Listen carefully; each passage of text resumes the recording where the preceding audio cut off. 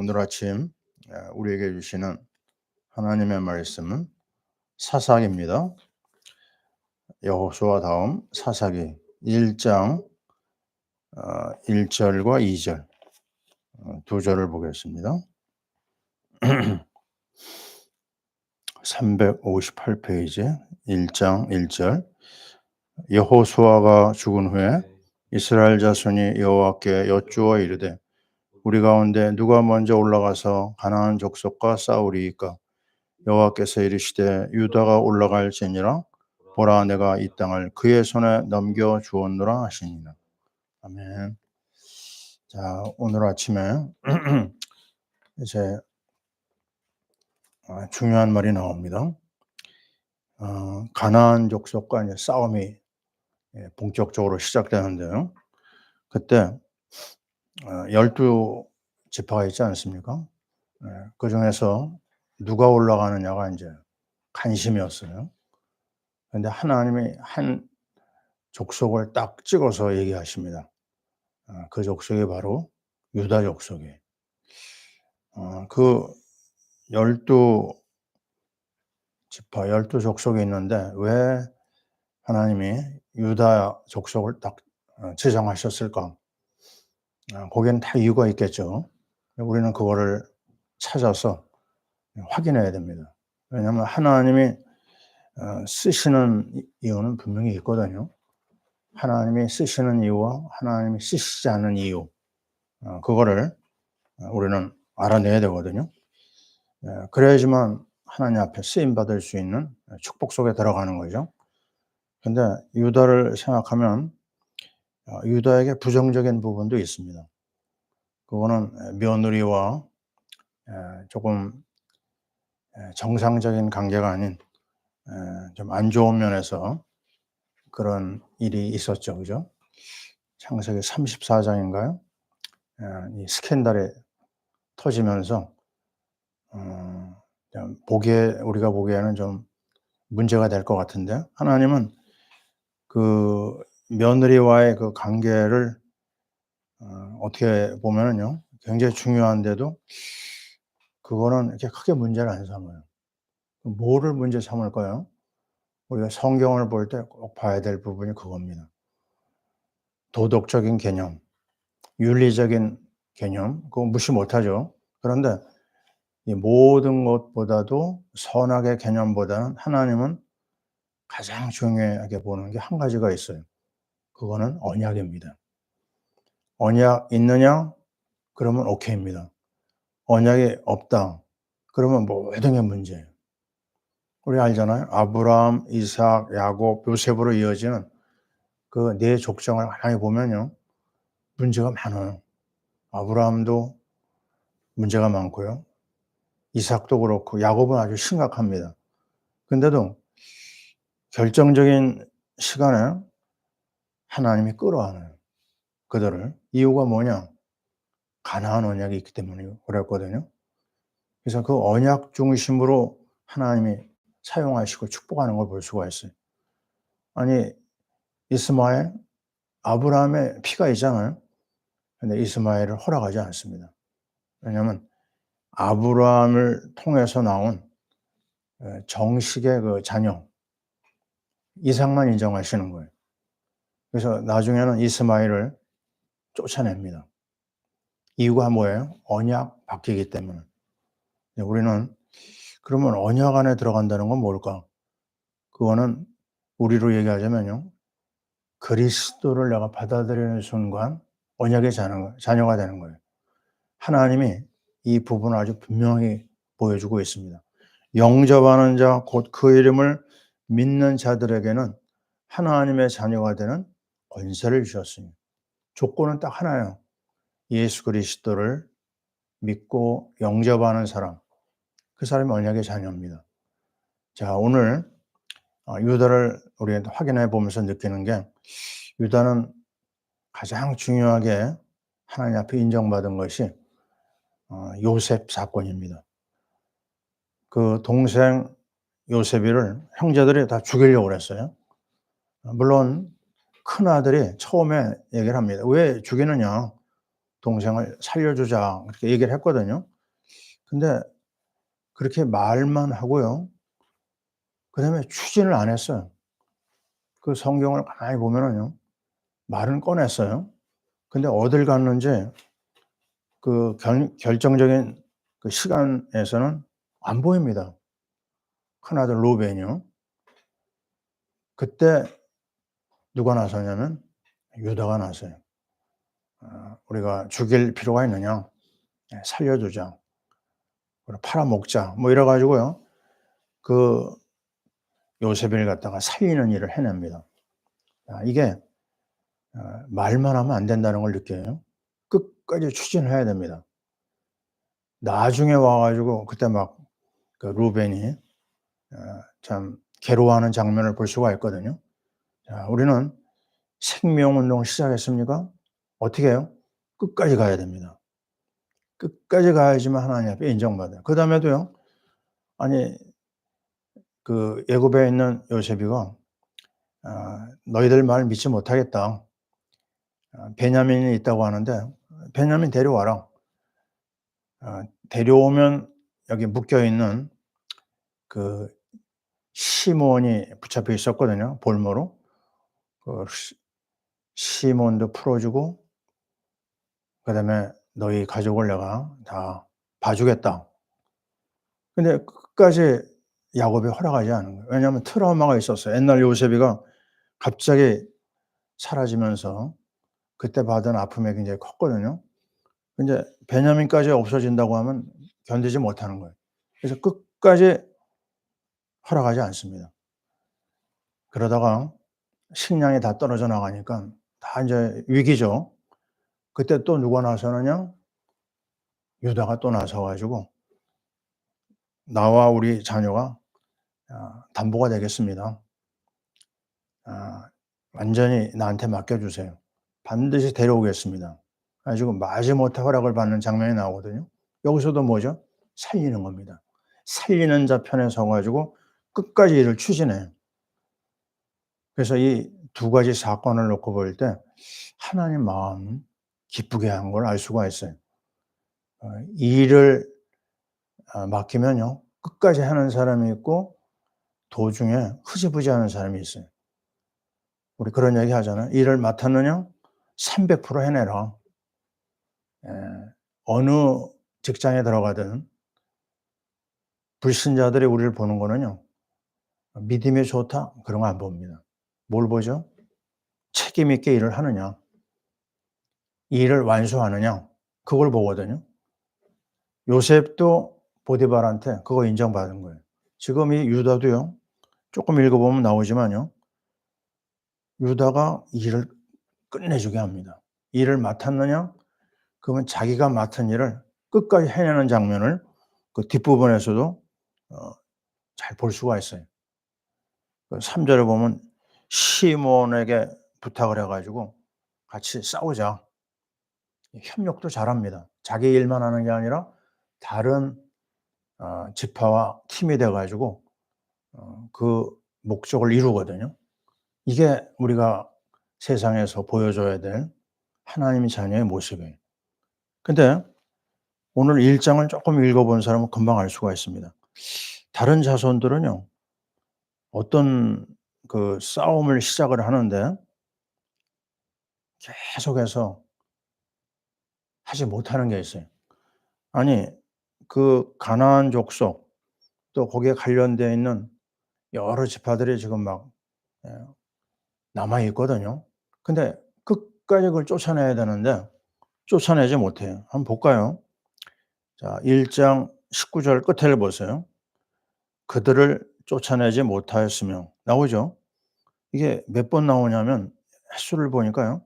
9번 나옵니다. 21절 보세요. "여부수 족속을 쫓아내지 못하였으므로." 베냐민 자손이요. 또 27 절을 보세요. 므낫세가 이렇게 시작하죠. 그리고 끝에 가서는 어 마을들의 주민들을 쫓아내지 못하며 28절 가나안 족속에게 노역을 시켰고 다 쫓아내지 아니하였더라. 29절 에브라임 자손들은 어땠느냐? 또 나옵니다. 가나안 족속을 쫓아내지 못하면 30절, 31절, 32절, 33절까지요. 계속 반복됩니다. 쫓아내지 못하였고 이겁니다. 이 일을 맡았느냐? 끝을 내야 됩니다. 이 유다 이 한 사람이 그 분명한 자세가 있었어요. 그럴 때 하나님이 그를 통해서 일을 하는 장면을 볼 수가 있습니다. 자, 우리는 다시 한번 하나님 앞에 우리 자신을 점검을 해야 되겠어요. 그 여러 가지 부족한 게 왜 없겠습니까? 부족함이 있다 하더라도 하나님은 자기가 맡은 일에 끝까지 충성하는 사람, 그 사람을 쓰십니다. 그 사람을 통해서 일하시거든요. 그 1절을 보면은요. 여호와가 죽은 후에 그랬어요. 이게 어디에 나오냐면요. 여호수아에도 똑같이 얘기합니다. 모세가 죽은 후에. 자, 그래도 의지하는 지도자잖아요. 지도자가 덜컥 죽었는데 그 상황에서 그 역사는 흘러가야 되거든요. 계승돼야 되거든요. 그거를 빨리 눈치챈 사람이 쓰임 받아요. 이걸 우리는 다른 말로 하면 제자 사역이라고 합니다. 나 하나 그냥 믿고 끝나는 그런 사람을 쓸 수는 없어요. 그래서 예수 믿는데 가장 중요한 방향은요. 지금 네가 제자냐? 그럼 너는 지금 제자 사역을 하고 있느냐? 하나님 앞에 받은 은혜를 계속해서 전달하는 사역을 하고 있기를 원하십니다. 그래서 마태복음에 나오잖아요. 모든 족속으로 제자를 삼아. 하나님이 제일 원하는 구원 사역 다음으로 제자 사역이 중요한 거예요. 우리가 하나님 앞에 쓰임 많은데 무슨 일을 할 거냐? 제자라고 봅니다. 하나님이 우리를 통해서 꾸준히 해야 될 일을 뭘 맡길까요? 말씀 운동입니다. 자, 어제 우리 교회는 청년이 하나 왔어요. 와 가지고 아주 좋은 만남을 갖고 또 말씀을 같이 나누고 굉장히 감사했나 봐요. 은혜를 받고. 그래서 우리 모임에 금요일 날도 오겠다. 이런 얘기를 하고 떠났어요. 그리고 집에 가서도 고맙다고 하는 연락이 왔어요. 뭘 우리가 해야 될까 생각해 보니까요. 나는 그 형제하고 다른 얘기를 하지 않았습니다. 속에서 한 가지를 놓치지 않았어요. 그게 뭐냐면 말씀 사역입니다. 뭐가 급한 거냐? 말씀이 급합니다. 말씀이 들어가야지만 그 영혼이 살아나요. 살리는 길이 없다니까요. 우리 계속 확인하는 중요한 말씀이 뭐예요? 내 백성이 지식이 없어 망한다.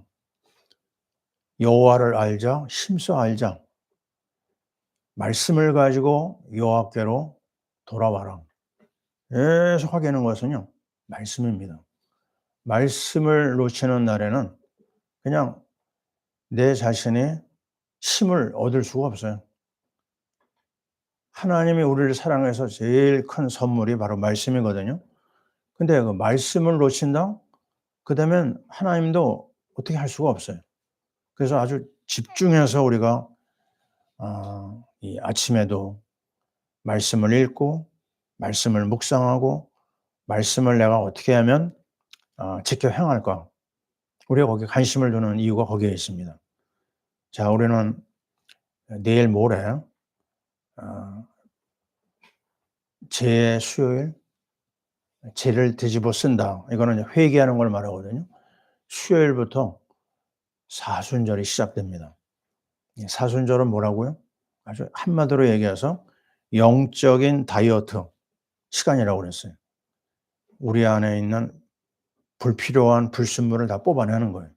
그래서 그걸 하기 위해서는 세 가지를 방향을 우리가 잡았죠. 그게 뭐죠? 하나님 앞에 온난 회개를 제대로 하자. 말뿐만 하는 게 아니라 뿌리를 뽑아내자. 둘째, 포기하자. 내가 하나님의 뜻을 이루는데 방해가 되는 게 있거든요. 내가 좋아하더라도 그거 내려놔야 돼요. 아니 커피를 너무너무 좋아한다.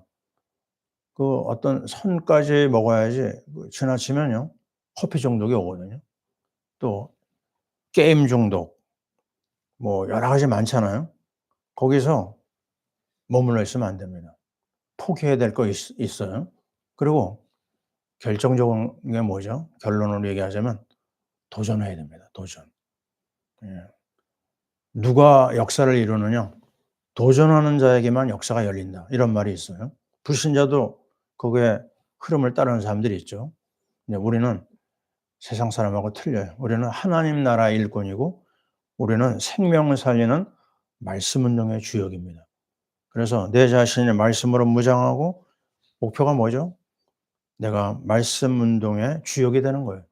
사람을 살리는 겁니다. 그래서 사람을 딱 볼 때요. '아 이 사람이 믿음이 있는가? 또 이 사람 속에 지금 하나님의 말씀이 좀 있는가?' 그게 없으면요. 그걸 놓고 기도하는 겁니다. 그래서 그 사람을 말씀으로 이끌어내는 거예요. 그 상황을 놓치면 안 됩니다. 지금 덜컥 여호수아가 죽었잖아요. 거기에 연연하지 않고 제가 이 사역을 어떻게 하면 이루어 나갈 수 있을까? 거기다 마음을 쏟는 겁니다. 전심으로 하나님 앞에 나가야 돼요. 역대하 16장 5절 자꾸 인용하잖아요. 여호와의 눈은 온 땅을 두루 감찰하사 전심으로 자기에게 향하는 자들에게 능력을 베푼다고 그랬어요. 맞습니다. 누가 집중하느냐, 누가 정말 하나님의 마음을 기쁘게 하겠느냐, 누가 하나님의 말씀 운동 앞에 쓰임 받겠느냐, 그거는 집중하는 사람 아니면 쓰임 받지 못합니다. 오늘 말씀 본 대로요. 다른 지파들은요. 끝을 못 냈어요. 유다는요. 끝을 내는 장면을 볼 수가 있습니다. 그래서 오늘 여러 가지 내용이 있지만 현실 문제에 우리가 넘어가지 않고 영적으로 무장해서 말씀으로 인도받고 말씀 사역을 하는데 특별히 말씀 사역에 방해되는 것들 이번 사순절 기간에 하나하나 정리하는 겁니다.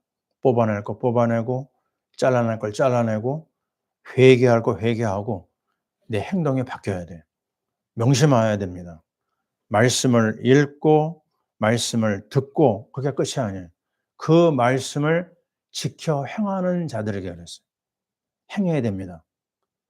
복음의 능력을 가지고 문제 피하지 말고 정면으로 부딪히는 거예요. 하나님의 행하시는 일을 따라가는 그 사람, 하나님이 그 사람을 쓸 수밖에 없는 것이죠. 그래서 오늘 우리는 확실히 봤습니다. 정말 하나님께서 여호수아에게 모든 땅을 준 것처럼 유다에게요. 그의 손에 넘겨 주었노라. 유다에게 땅을 넘겼어요. 이 사실을 우리는 오늘 확인했습니다. 그래서 정신을 바짝 차리고 주님 바라보고 주의 말씀을 묵상하고 내 앞에 있는 하나님 나라에 방해되는 것들은 잘라내고 온전히 쓰임 받아야 될 줄 믿습니다. 저는 우리 집에서 제대로 하는 일은 별로 없어요. 근데 쓰레기 담당을 합니다. 설거지는 제가 가끔 할 때 있지만 쓰레기는 제가 꼭 하거든요. 어제도 말씀 준비하고 나서 보니까 정리된 쓰레기가 그냥 있는 거예요. 그래서 1시 넘어서 그 쓰레기를 갖다 버리고 왔거든요. 왜 그러죠? 쓰레기 놔두면요. 처음엔 잘 모릅니다. 조금 있으면 집안이 다 더러워져요. 거기에 막 이상한 냄새도 나고 그거 불편하더라도 꼭 해야 됩니다. 그걸 어느 정도 해야 돼요? 사명감 가지고 해야 돼요. 그 일 작은 일이지만 그거 할 때요. 하나님의 은혜를 확인할 수가 있습니다. 그 쓰레기를 버리고 돌아올 때 그 굉장한 기쁨이 있거든요. 마찬가지입니다. 우리 안에 어긋난 것들 잘라내고 정리하는 회개의 역사. 이번 주부터 시작되는 이 사순절에 하나님의 은혜와 축복을 제일 많이 체험하는 기간이 될 줄 믿습니다. 하나님께서 우리에게 은혜를 주옵소서. 기도합니다. 하나님 아버지, 감사합니다. 12지파가 있었지만 살리는 자, 생명 살리는 자의 마음을 쏟은 유다 지파가 하나님 앞에 쓰임 받았고, 또 유다는 자기가 맡은 일을 끝까지 성취하는 걸 우리에게 보여줬습니다. 그러나 많은 지파가 자기가 맡은 일들을 감당하지 못하고 가나안 족속들을 그대로 방치하여서 많은 문제가 일어나는 걸 볼 수가 있습니다. 하나님, 우리가 하나님의 자녀입니다. 하나님이 우리에게 맡긴 일을 300% 감당하게 도와주시고 끝까지 성취하는 일꾼이 되게 도와주옵소서. 중요한 사역, 말씀 사역에 우리 마음을 쏟게 하시고 정말 생명운동, 제자운동, 치유운동, 말씀운동에 쓰임받는 우리 모든 하나님의 사람들 되게 하옵소서. 우리 대한민국의 모든 어둠의 세력이 무너지고 그리스도의 이 말씀을 통하여 하나님 나라가 세워지며 세계 선교의 아름다운 사역을 이어가게 도와주옵소서. 방해하는 어둠의 세력이 꺾이게 도와주옵소서. 하나님의 영광을 보여주옵소서.